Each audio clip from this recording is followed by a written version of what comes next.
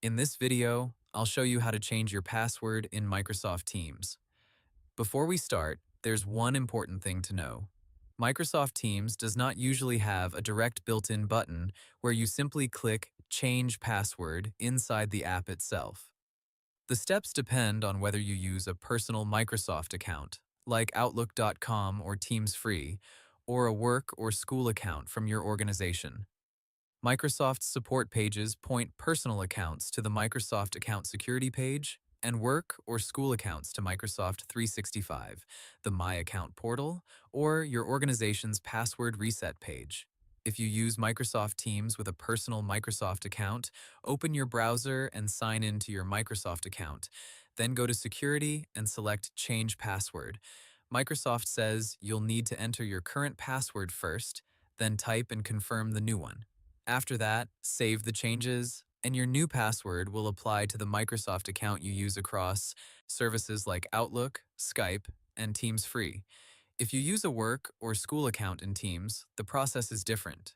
Microsoft says you should sign in to the My Account portal with your existing password, then choose Change Password from the left side. After that, enter your old password, create your new password, confirm it, and submit the change. Microsoft also provides a similar path through Microsoft365.com for business users, where you go to My Account and then change password. Now, if you forgot your password and can't sign in, Microsoft says you should use the password reset process instead of the normal change password option. For personal Microsoft accounts, the official reset flow is available through the Microsoft account recovery process. For work or school accounts, Microsoft points users to the Microsoft Online Password Reset page, but it also notes that self-service reset only works if your organization has enabled it. If not, you may need to contact your IT. Applies to you, and the other person still sees the conversation.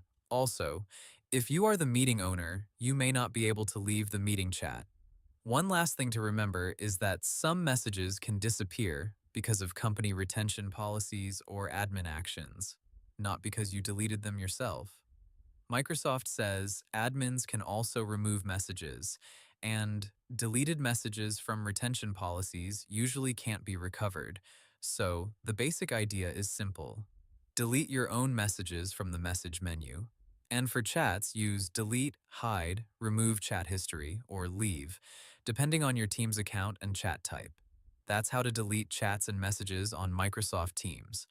Hope the tutorial was helpful. Subscribe to my channel and see you in the next video.